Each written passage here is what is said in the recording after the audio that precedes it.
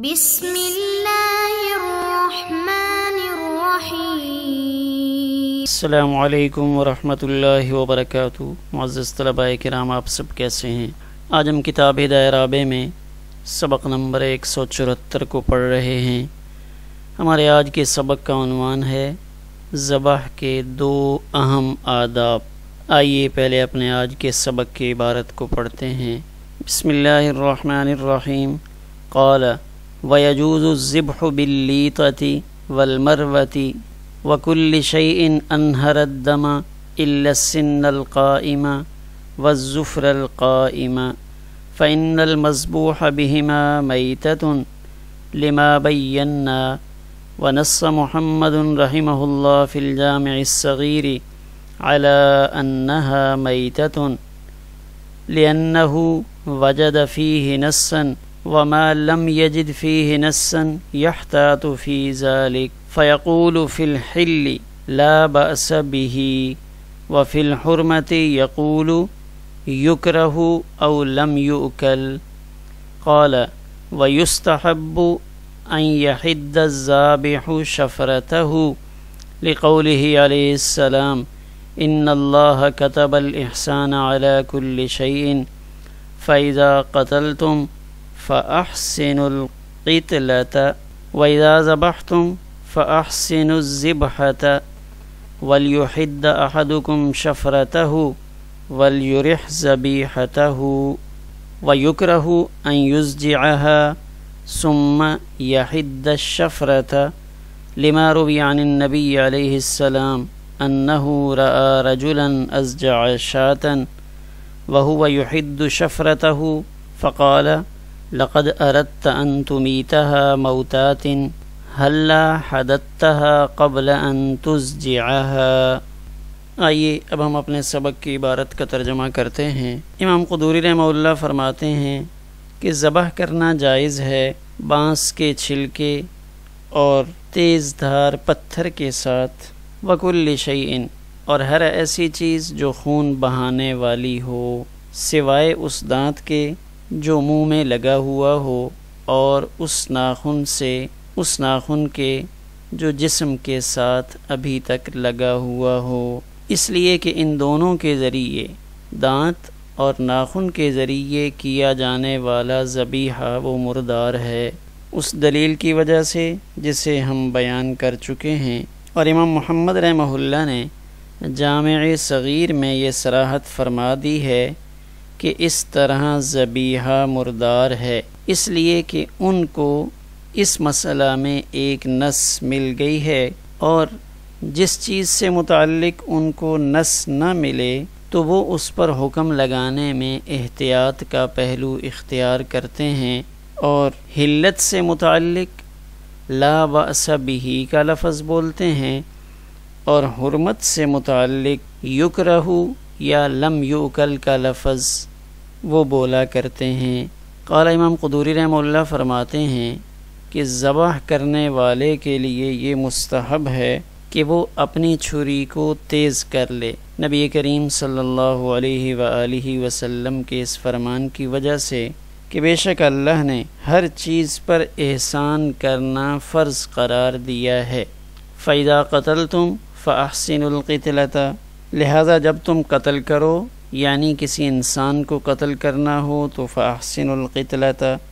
قتل بھی اچھی طرح کرو، اور جب تم کسی جانور کو ذبح کرو تو فَأَحْسِنُوا الذِّبْحَةَ، تو ذبح بھی اچھے طریقے سے کرو، اور تم میں سے ہر کسی کو اپنی چھری تیز کر لینی چاہیے، اور ہر ایک کو چاہیے کہ وہ اپنے ذبیحہ کو آرام پہنچائے۔ وَيُكْرَهُ، اور یہ بات مکروہ ہے کہ وہ اس ذبیحہ کو لٹائے پھر وہ چھری کو تیز کرے، لما روی عن النبی صلی اللہ علیہ وسلم، اس روایت کی وجہ سے جو نبی کریم صلی اللہ علیہ وسلم سے نقل کی گئی کہ آپ صلی اللہ علیہ وسلم نے ایک شخص کو دیکھا کہ جس نے بکری کو لٹایا، اور پھر بکری کو لٹانے کے بعد وہ اپنی چھری کو تیز کر رہا تھا، تو نبی کریم صلی اللہ علیہ وسلم نے ارشاد فرمایا کہ تم اس کو کئی موتیں مارنا چاہتے ہو، ہلا حدتھا قبل ان تضجعھا، تم نے اس کو لیٹانے سے پہلے چھری کو تیز کیوں نہ کر لیا۔ آئیے اب ہم اپنے سبق کی تشریح کی جانب بڑھتے ہیں۔ تو ہمارے آج کے سبق کے 2 حصے ہیں۔ پہلے حصے میں تو انہی چیزوں کا تذکرہ ہو رہا ہے جن کے ذریعے جانور کو ذبح کیا جا سکتا ہے، اور پھر سبق کے دوسرے حصے میں، سبق کے آخر میں، ذبح سے متعلق 2 آداب یا 2 مستحب انہیں کہہ لیا جائے، ان کا تذکرہ کیا جا رہا ہے۔ آئیے عبارت کو دیکھتے ہیں۔ تو امام قدوری رحمہ اللہ نے یہاں یہ بات ذکر فرمائی، وَيَجُوزُ الذِّبْحُ بِاللِّیتَةِ وَالْمَرْوَةِ، کہ ذبح کرنا جائز ہے لیتا کے ساتھ۔ تو اب لیتا سے کیا مراد ہے؟ بانس کا چھلکا یا نرکل، جس سے ہمارے ہاں پنجابی میں کانا کہا جاتا ہے۔ یہ ایک طرح کی خود رو بوٹی ہے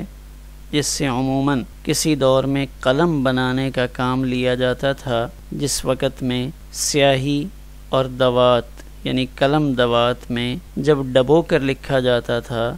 تو اس وقت میں عموماً نرکل اس کو استعمال کیا جاتا تھا۔ تو اس کا چھلکا بھی تیز دھار ہوتا ہے۔ تو لیتا سے اکثر شراح بانس مراد لیتے ہیں کہ بانس کے چھلکے میں بھی تیز دھار ہونا پایا جاتا ہے۔ تو نرکل کے مقابلے میں بانس کا چھلکا زیادہ مضبوط ہوتا ہے۔ تو اگر کسی کو چھری نہ ملے اور وہ کسی پرندے یا جانور کو اس قسم کے کسی تیز دھار چھلکے سے ذبح کر دے، اور جو مقصود ہے کہ خون بہایا جائے، وہ جو دم سائل کا نکالنا مقصود ہے، اگر وہ مقصود یہاں سے حاصل ہو رہا ہے تو ذبح لیتا کے ذریعے بھی جائز ہے۔ مروہ سے مراد وہ سفید پتھر جس میں دھار ہو، یعنی ایک پتھر ایسا ہے جس میں دھار باریکی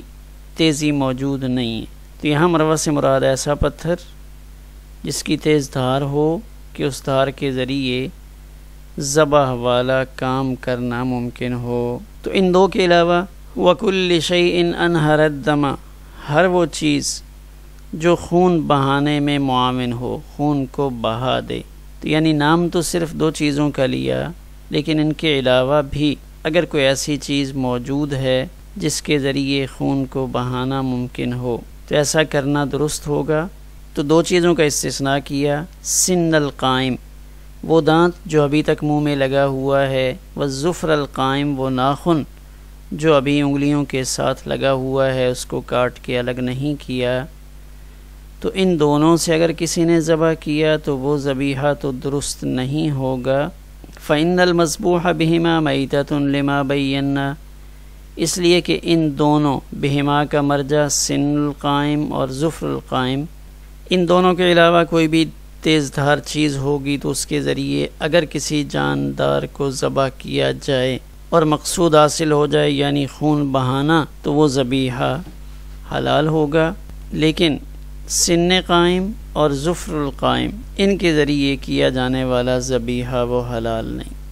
اب ان دونوں کا ذبیحہ حلال نہیں ہے۔ اب اس سے متعلق صاحب ہدایہ نے کچھ تفصیل نقل فرمائی، اور اس تفصیل میں حضرت امام محمد رحمہ اللہ کے قول کو نقل فرمایا کہ امام محمد رحمہ اللہ تعالی نے جامع صغیر میں اس بات کو صراحت کے ساتھ بیان فرما دیا ہے کہ یہ ذبیحہ مردار ہے، یعنی سن القائم سے اگر کوئی جانور مارا گیا ہے یا ظفر القائم سے مارا گیا ہے تو وہ قابل اکل نہیں ہے، اس سے کھا نہیں سکتے، وہ مردار کی طرح ہوگا۔ تو یہ جملہ کہ جامع صغیر میں امام محمد رحمہ اللہ نے صراحتاً کہہ دیا ہے، تو صراحتاً کیوں کہہ دیا؟ لِأَنَّهُ وَجَدَ فِيهِ نَصًّا، کہ امام محمد رحمہ اللہ نے اس باب میں حدیث مبارکہ وہ پائی ہے، یعنی ان کے پاس بطور دلیل نص یعنی حدیث پاک موجود ہوگی، اس حدیث پاک کے موجود ہونے کی بنیاد پہ انہوں نے صراحتاً یہ کہہ دیا کہ انہا میتتن، یعنی امام محمد رحمہ اللہ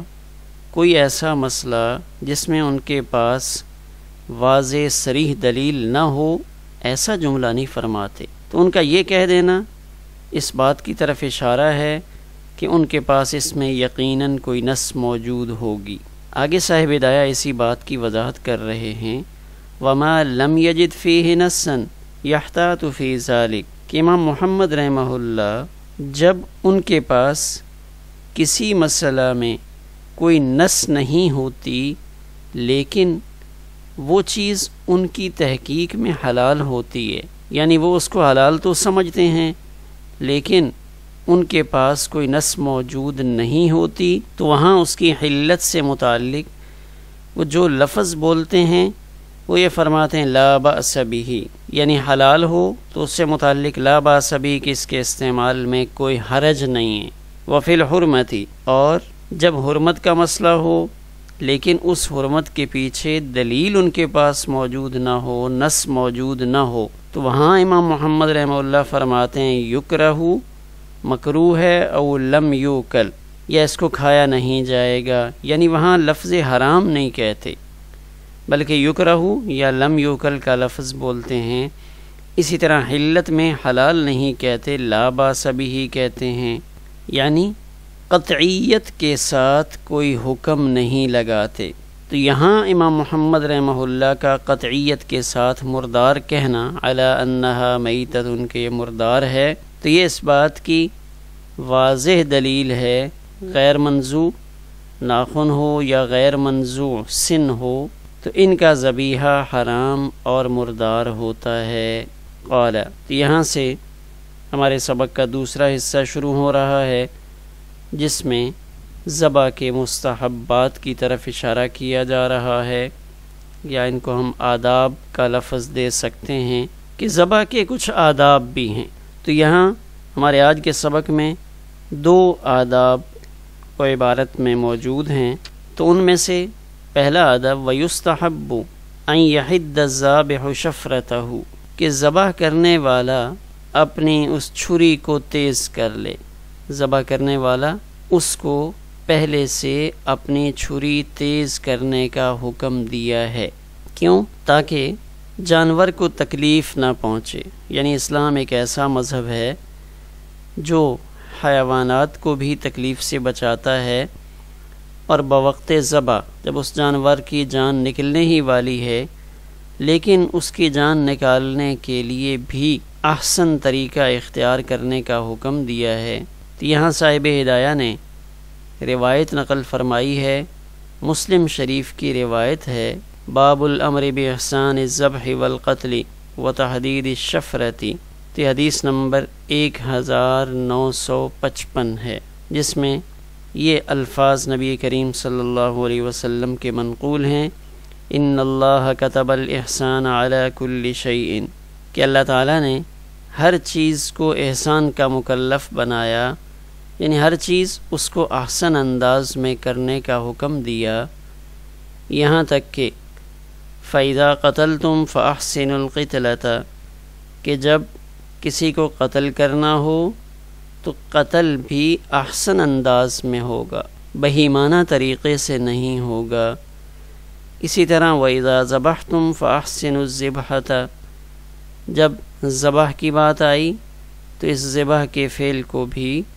احسن طریقے سے کیا جائے، اور اس میں یہ مطلوبہ لفظ جس سے استحباب کو دیکھا جا رہا ہے، وَلْيُحِدَّ أَحَدُكُمْ شَفْرَتَهُ، چاہیے کہ ذبح کرنے والا تم میں سے جو بھی کوئی ہو تو اپنی چھری کو پہلے سے تیز رکھے، حد یحد تیز کرنا، تو اب چھری تیز ہوگی تو جانور کا گلا جلدی کٹے گا، وہ اذیت اور تکلیف میں مبتلا نہیں ہوگا۔ تو آپ نے فرمایا چھری تیز کرے، کیوں؟ اس کا فائدہ کیا ہوگا؟ لیُرِحْ ذَبِیحَتَهُ، تاکہ اپنے ذبیحہ کو راحت پہنچائے، ذبیحہ اس کو راحت ملے کہ بس جلدی سے اس کے گردن پہ تیز دھار چھری چلے اور اس کی گردن کٹ جائے۔ اگر چھری تیز نہیں ہوگی تو پھر اس کی گردن کاٹنے میں کافی دیر لگے گی، جس کی وجہ سے اس کو بے مقصد اضافی تکلیف برداشت کرنا پڑے گی۔ تو اس کو پہلا مستحب کہا، پہلا ادب کہا۔ دوسرا وَيُكْرِهُ، یہاں سے دوسرا ادب بتا رہے ہیں کہ ٹھیک ہے چھری تیز تو کرنی چاہیے، لیکن ایسا نہ ہو کہ پہلے جانور کو لٹائے اور لٹانے کے بعد پھر اس کے سامنے چھری کرتا رہے، یہ بھی آداب کے خلاف ہے۔ وَيُكْرِهُ أَن يُزْجِعَهَا، کہ وہ جانور کو پہلے لٹا دے، ثُمَّ يَحِدَّ الشَّفْرَةَ، پھر وہ چھری کو تیز کرے، یہ بھی غلط بات ہے۔ لما روی عن النبی صلی اللہ علیہ وسلم، نبی کریم صلی اللہ علیہ وسلم سے منقول ہے کہ آپ صلی اللہ علیہ وسلم نے کسی شخص کو دیکھا جنہوں نے بکری کو لٹایا اور لٹانے کے بعد پھر چھری کو تیز کیا۔ رأى رجلا أزجع شاة، کہ بکری لیٹی ہوئی ہے اور لٹانے کے بعد وهو يحد شفرته، وہ اپنی چھری کو تیز کر رہے ہیں، تو آپ نے فرمایا لقد اردت ان تمیتها موتات، کہ آپ نے تو اس کو کئی موتیں مارنے کا فیصلہ کی ہے، یعنی جب جب وہ چھری دیکھے گی تو چھری دیکھنے سے اس کو موت کا خوف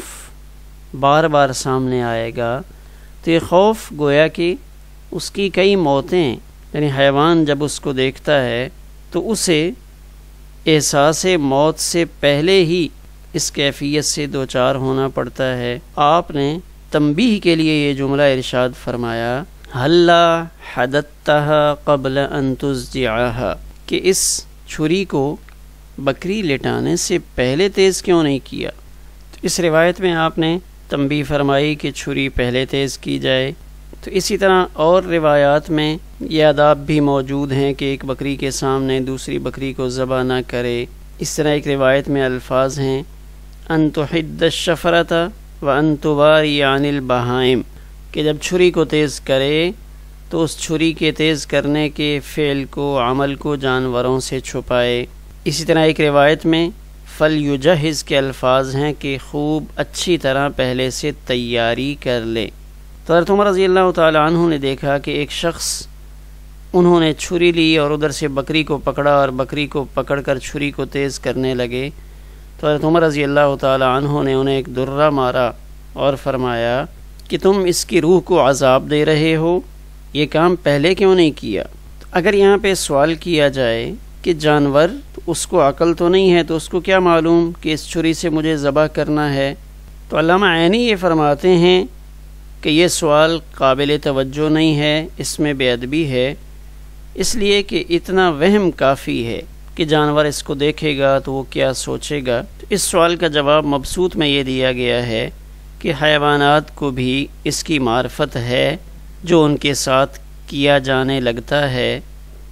ان کے بارے میں جو ارادہ کرنے لگتے ہیں ان کو بھی اس کا کچھ نہ کچھ فہم ہو جاتا ہے۔ اس سے متعلق ایک روایت بھی موجود ہے الہمت البہائم، جس کے الفاظ ہیں، تو اس کی وجہ سے یہ فرمایا گیا کہ مکروہ ہے کہ ایک بکری کو ذبح کریں اس حال میں کہ دوسری بکری اس کو دیکھ رہی ہو۔ آخر میں ایک نظر ہم اپنے آج کے سبق کے خلاصے پر ڈالتے ہیں۔ لیتا اور مروہ، تو لیتا کا تذکرہ سبق میں آ چکا کہ چھلکا، بانس کا چھلکا مراد ہے جس میں تیزی اور مضبوطی ہوتی ہے، تو اگر چھری دستیاب نہ ہو اور اس کی دھار ایسی ہو کہ اس سے جانور کی گردن کاٹی جا سکے تو اس سے بھی ذبیحہ حلال ہوگا۔ مروہ سفید سخت تیز دھار پتھر، تو پتھر کی اگر دھار موجود ہو تو اس دھار سے بھی ذبح کا فعل کیا جا سکتا ہے۔ سن القائم، وہ دانت جو ابھی تک منہ کے اندر لگا ہوا ہو، اپنی جگہ سے وہ کھیڑا نہ گیا ہو۔ ظفر القائم، وہ ناخن جو اپنی جگہ سے کاٹا نہ گیا ہو، اپنی جگہ پہ لگا ہوا ہو۔ ذبح کا پہلا مستحب یہ بتایا ہمارے آج کے سبق میں کہ چھری کو پہلے سے تیز کر لے، اور ذبح کا دوسرا مستحب یہ ہے کہ جانور کو لٹانے کے بعد اس کے سامنے چھری تیز نہ کی جائے، یعنی اس جانور کو کسی طرح سے تکلیف نہ پہنچائی جائے، یعنی ہمارے خیال میں جس سے اس کو تکلیف پہنچنے کا اندیشہ ہو ایسا کوئی فعل اس کے سامنے نہ کیا جائے۔ ہمارا آج کا سبق اسی پر مکمل ہوا۔